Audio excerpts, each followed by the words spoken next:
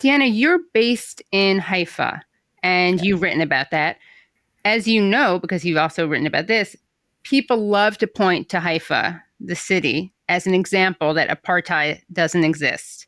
Oh, God. I wanted you to describe what it's like living in Haifa, how it differs from other places where Palestinians live, and how it actually, far from proving that Israel is not an apartheid system, actually proves that it is. Oh God! It's so nauseating to always have to like debunk the myth because Right. it's a huge myth. So Haifa is a city that in 1948 was almost entirely ethnically cleansed.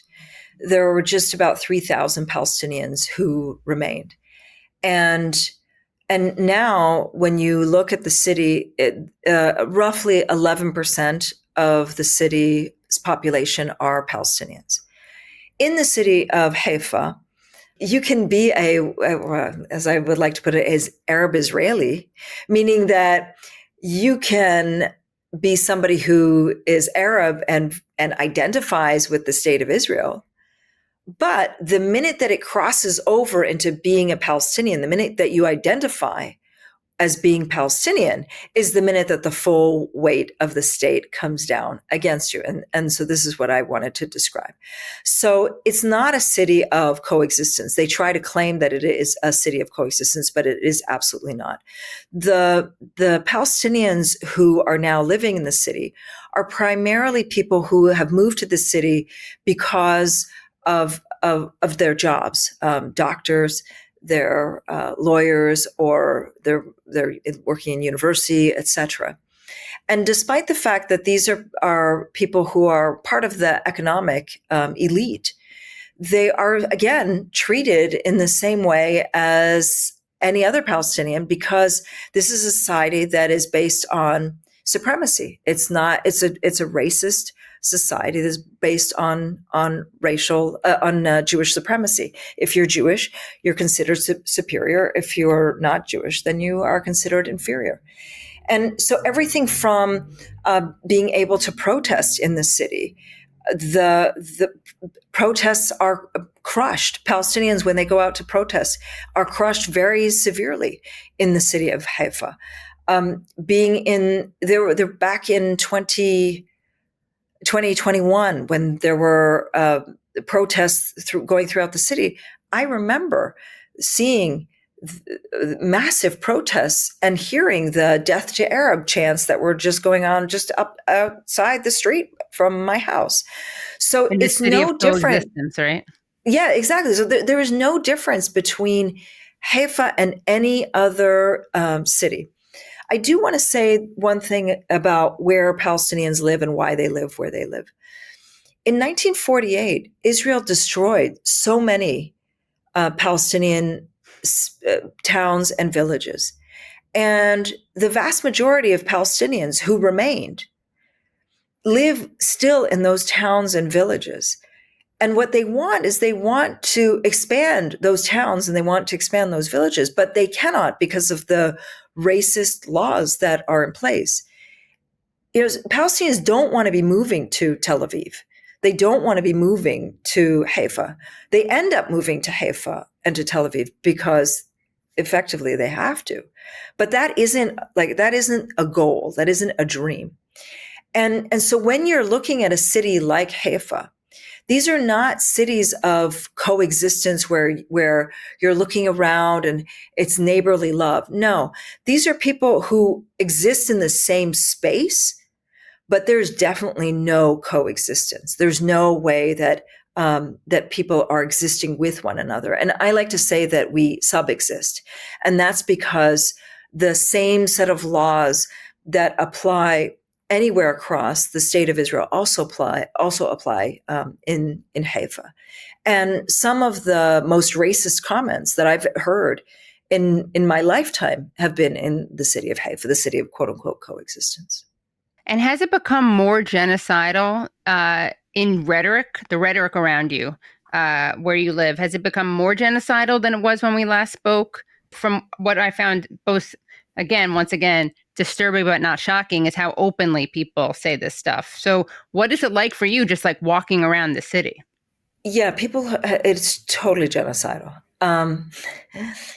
You hear it's you hear statements, you look around, and if you just like walk past cafes, you'll see loads of guns all over the place, um, bumper stickers all over, lots of cars like finish them, settle Gaza now, and it's all over the media. It's all the time. Yeah, it's just like it's a constant. You just hear it all the time, all the time, all the time. I think the best way to describe it, maybe because I don't have a lot of Israeli friends. It's hard for me to say what they're thinking, but I think the best way to describe it is to describe what I see on television. Maybe that's probably the Mm-hmm. best way to describe it. Um, so at the beginning, on a newscast, you would see that there would be some sort of justification as to why it was that they were hitting a certain area. Like they would say, oh, there was Hamas was hiding behind whatever. And then it became that, oh, we have to demolish all of these houses in order for the tank to get in. I'm just repeating. I'm not saying that this is right. I'm just repeating what they would say. And so, there was like this is a kind of a justification. Now they don't even say anything. Now it's like, oh, 150 people were killed. And there isn't, they don't even say anything. And even worse now is in the same newscast, you'll hear people say things like, there is no starvation. And then 5 minutes later, we need to starve them. Right. So like this is in the same newscast. So you're always hearing this like schizophrenic way of thinking. And is it worse than it was before? Yes, absolutely. Absolutely, absolutely, absolutely. But then there's another cross section of society that has completely put Gaza out of its mind. And they don't think about it. They don't talk about it. They don't do anything about it. And you see people on a daily basis who are trying to raise awareness, saying we need to end the war, we need to end the war. And again, not because of love for Palestinians, but they're trying to get Israelis to see what's going on. And where does this all end? I mean, what do you see as what is your prediction for what comes next? And also, what is your hope? Like, if you could wave a magic wand, how would this end and what would be created in its place? It's hard for me to say what the prediction is going to be, right? I was just talking to a friend the other day who came out of Gaza. He volunteered in Gaza as a doctor, and he came out after 3 months, and he was 50 pounds lighter. And this is a guy who did not have 50 pounds to lose. Just this morning, I spoke to a friend who is displaced, who went from Gaza City to Deir al-Balah. Again, has lost so much weight. And both of them are telling me these just horrific, like, apocalyptic, like the scenes are apocalyptic. The stories that they're telling me are awful. Everything from the doctor telling me how they've had to create makeshift hospitals to come up with new medicines, to the levels of like the diseases that they're seeing now that he said, I saw diseases that I learned about in medical school that I've never seen in my lifetime. This is an emergency doctor. So I think that in terms of where we're at, the damage is there, and it's like the secondary and if people aren't going to die from the direct bombs, it's the secondary and the tertiary and the toxicity. Like it's so bad, Katie, from everything that I'm hearing. It's so bad and only getting worse. And nobody has in their, not this Trump plan, not anybody has in their mind to make it better. They're singularly focused on just the Israelis and not anything beyond that. So it's hard for me to say where we are going. On the Israeli side, I think the Israelis are also acknowledging this. And Tzipi Livni was saying this earlier today.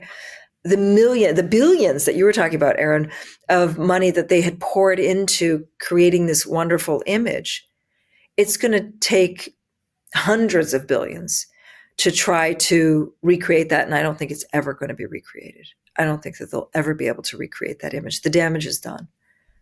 But where does it leave people? I don't know. I really don't know. The numbers are terrifying. There was a poll that came out. It's an old poll now, 6 months old, but I don't think the numbers are different.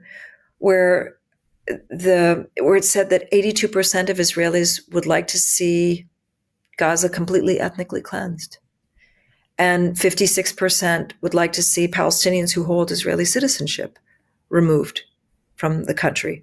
That number increases the younger you go. So it's frightening. It's frightening.